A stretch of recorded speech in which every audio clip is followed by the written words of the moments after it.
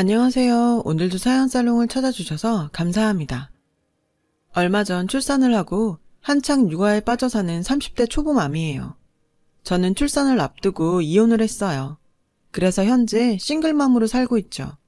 제가 이혼을 한다고 했을 때 주변에서는 반대가 심했어요. 왜 아니겠어요? 출산도 얼마 남지 않은 임산부가 갑자기 이혼을 하겠다는데요. 게다가 우리 부부는 인꼬부부로 유명했기에 다들 충격도 컸을 거예요. 남편과는 직속 사수의 소개로 만났어요. 남편과 사수는 고등학교 동창으로 남사친 여사친 사이였거든요. 하지만 서로 다른 대학에 진학하면서 이후로는 연락이 뜸했대요. 그러다 어학연수를 떠난 호주에서 우연히 재회하게 됐고 지금까지 인연을 이어오고 있죠. 사수가 처음부터 저에게 남편을 소개해주려고 했던 건 아니었어요. 어쩌다 보니 술자리를 같이 하게 됐고 남편과 제가 알딸딸하게 취한 상태에서 서로에게 호감이 생긴 거죠. 그날은 2달간 밤낮 없이 매달렸던 프로젝트가 엎어진 날이었어요. 사수는 제가 안쓰러웠는지 그동안 수고했다며 양주를 사주더군요. 난생 처음 독한 술을 마신 저는 순식간에 취해버렸고 사수가 화장실에 간 사이 그대로 잠들어 버렸어요. 이제 막 시작된 술자리인데다 비싼 술도 그대로 남아있어서 사수는 대타로 친구를 불렀어요. 그때 불려나온 사람이 바로 제 남편이었죠. 얼마나 잠들어 있었을까요? 눈을 떠보니 글쎄 제가 남자 정장 재킷을 덮고 있지 뭐예요. 정신이 좀 드세요. 에어컨 바람이 세서 감기 걸릴까봐 덮어드렸어요. 처음이었어요. 이렇게 상냥한 남자는. 솔직히 그간 제가 봐왔던 남자들과는 너무 달랐거든요. 특히 제 친오빠랑은요. 저보다 3살 위 오빠는 한때 가문의 영광으로 불릴 정도로 잘 나갔어요. 18살에 과기고를 조기 졸업하고 수재들만 들어간다는 카이스트에 턱하니 붙었죠. 그때까지만 해도 오빠의 빛나는 앞날을 의심하는 사람은 단 한 사람도 없었어요. 그런데 사람 일은 모르는 거더라고요. 군대에 다녀오고부터 머리가 이상해진 건지 성적이 바닥을 치더니 결국엔 낙제를 하곤 학교를 그만뒀지 뭐예요. 그때부터 오빠의 흑역사는 시작됐어요. 아빠는 오빠에 대한 모든 원조를 끊었고 대입 축하 선물로 사주셨던 스포츠카와 수제 명품 시계까지 모조리 압수했어요.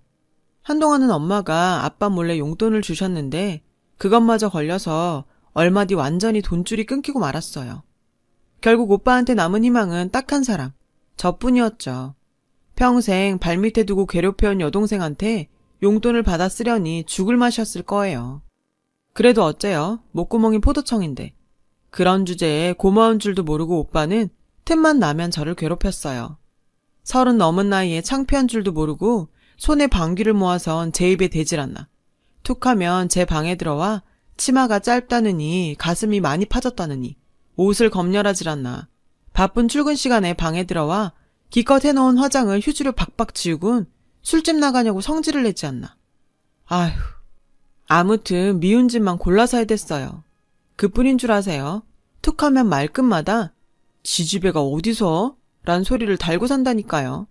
암튼 오빠가 아니라 왼수예요, 왼수. 그런데 따지고 보면 오빠의 이런 말버릇은 아빠 탓이라고 해도 과언이 아닐 거예요. 가부장적인 아빠는 엄마와 저한테 늘 여자가 어디서? 라는 말을 입버릇처럼 달고 사시거든요. 자식은 아버지 등을 보고 자란다는데 오빠가 아빠 말투를 닮은 건 너무나도 당연한 일이죠. 그래서 저는 오빠와 너무도 다른 남편의 모습에 반했고 우리는 금세 썸을 타기 시작했어요. 그렇게 한 달쯤 지난 어느 날 우리는 사귀기로 하면서 그날 바로 사수한테 둘 사이를 얘기했어요. 그런데 사수는 말로는 축하한다고 하면서도 왠지 떨떠름한 표정이더라고요.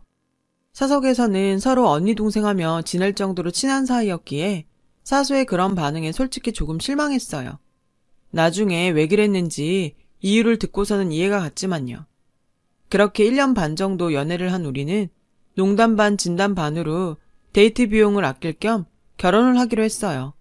그리고 드디어 남친이 저희 부모님께 결혼 허락을 받으러 오는 날이었어요.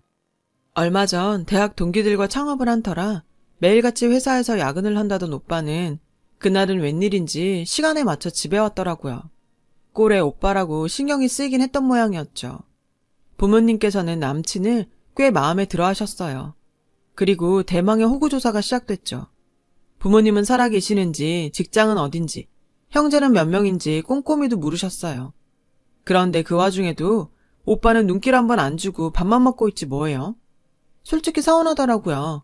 그래서 남친이 가고 오빠 방에 들어가 한 소리 했죠. 평소엔 그렇게 잔소리를 해대더니 왜 오늘은 꿀먹은 벙어리셔? 혹시 오빠보다 잘난 사람이라 쫀 거야? 가시를 바짝 세워가며 비아냥댔어요. 그런데도 오빠는 반응이 없었죠.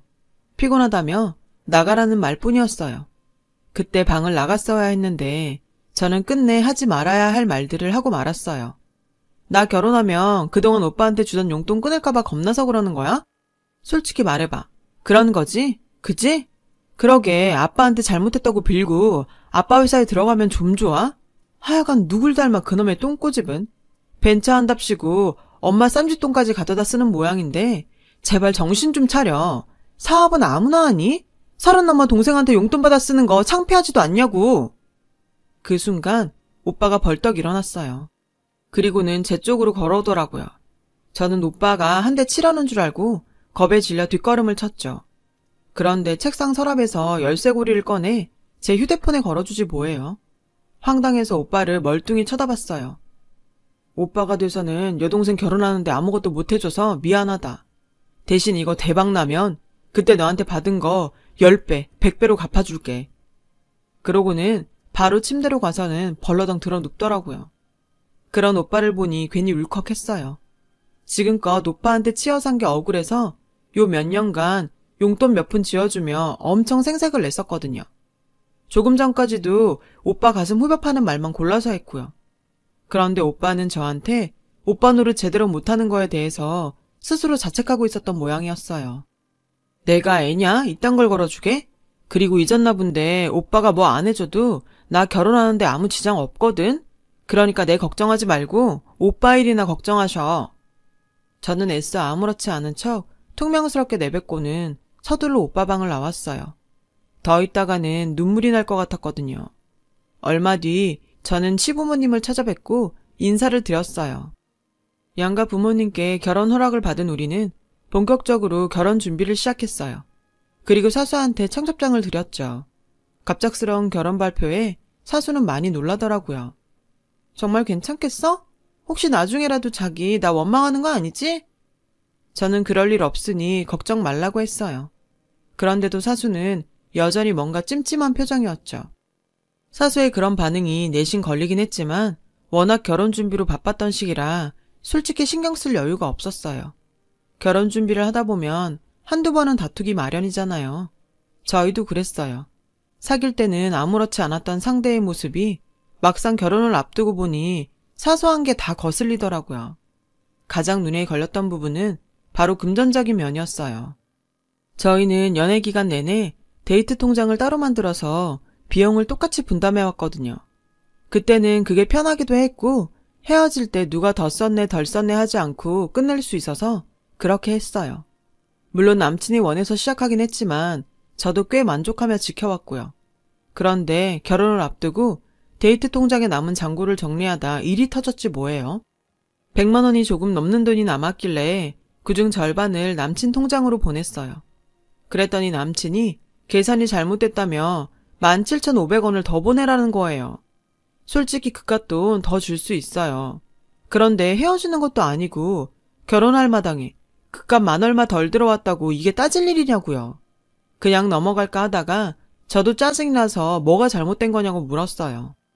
그랬더니 그동안 자기가 따로 사용한 데이트 비용을 정리한 수첩이 있는데 거기에 내역이 적혀 있으니 확인하래요. 톡으로 내역서를 보내줬길래 봤더니 완전 깜놀했다니까요. 남친이 평소 돈 계산이 확실한 줄은 알았지만 이 정도인지는 몰랐거든요. 정확히 말하자면 돈에 엄청 쪼잔하게 구는 타입이었던 거예요. 내역서에 적힌 내용을 보면 이래요. 카페에서 커피랑 조각 케이크를 먹을 때 남친이 먹은 것과 제가 먹은 것 사이에 몇백 원 차이가 날 수도 있잖아요.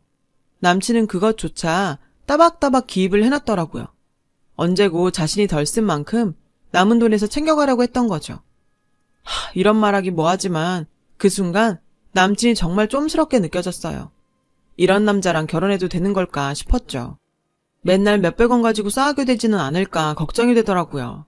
아무튼 남친이 말한 대로 17,500원을 더 보내주고 데이트 통장은 깔끔히 정리를 했어요. 그런데 그런 남친의 성격은 결혼 준비를 할 때도 다르지 않더라고요. 뭐? 집을 반반씩 해서 구하자고? 당연한 거 아니야? 같이 살 집인데 남자가 다 부담하는 건 불공평하잖아. 따지고 보면 틀린 말은 아니었어요. 그래서 그러자고 했죠. 부모님께 집과 살림살이, 그 밖에 예식장 비용과 청첩장도 똑같이 나눠서 비용을 지불하기로 했다고 말씀드렸어요. 그 얘기를 듣고 부모님께선 황당해 하셨어요. 이런 경우는 드무니까요.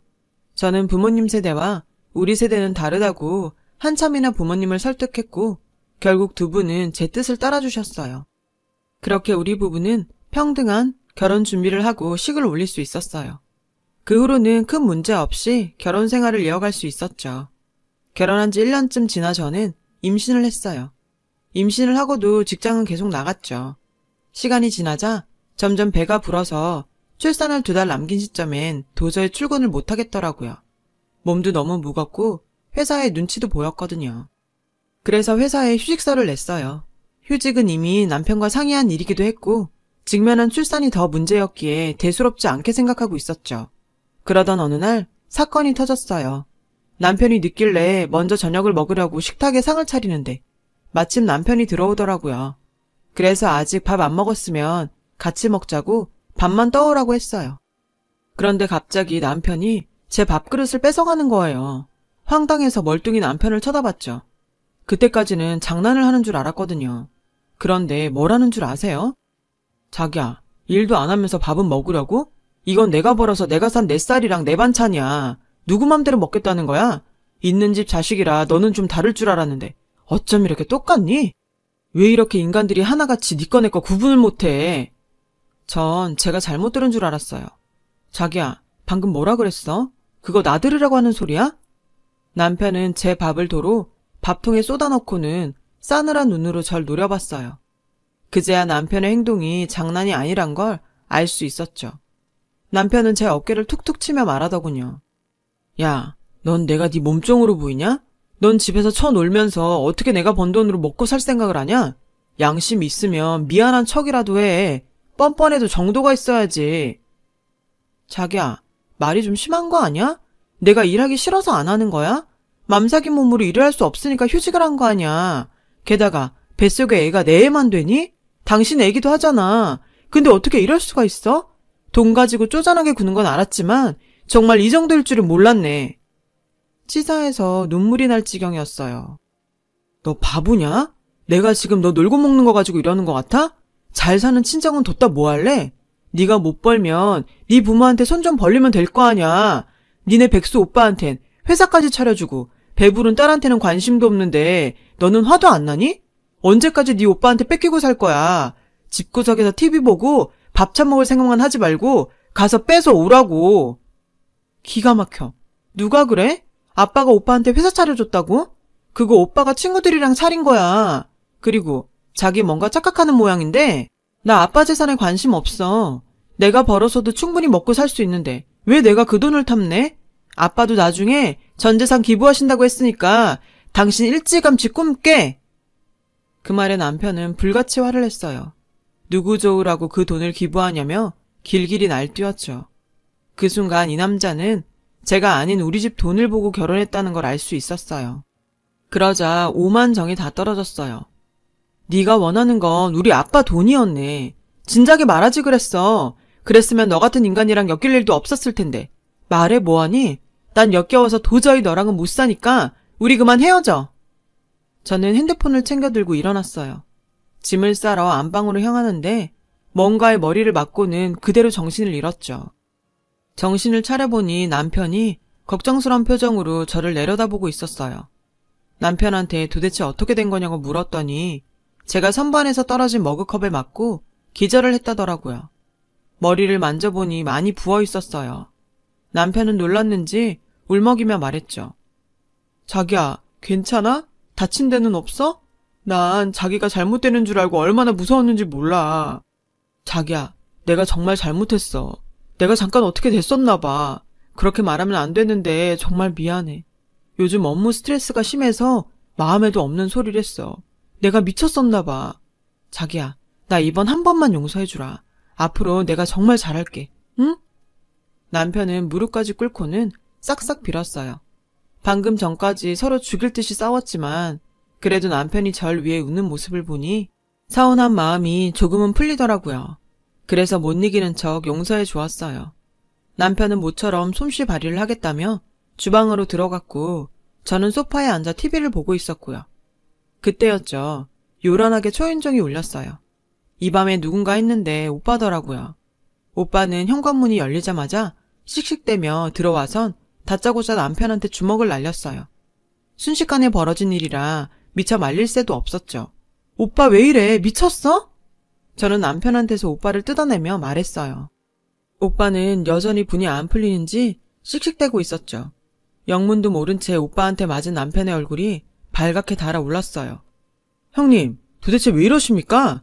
제가 뭘 잘못했다고 주먹질이냐고요. 네가 잘못한 게 없어? 좋아, 내가 증거를 보여줄게. 오빠는 휴대폰을 꺼내 영상을 보여주었어요. 제가 컵에 맞아 쓰러지는 장면이었죠. 그런데 남편의 말과 달리 선반에서 떨어진 컵에 맞은 게 아니라 남편이 제 뒤에서 컵으로 절 내리친 거더라고요. 이래놓고도 네가 잘못한 게 없어? 지금껏 우리 아버지도 나도 얘 머리털 하나 손댄 적 없어. 근데 감히 니깎게 내 동생한테 손을 대? 그래놓고 잘못한 게 없어? 이 쓰레기 같은 새끼야.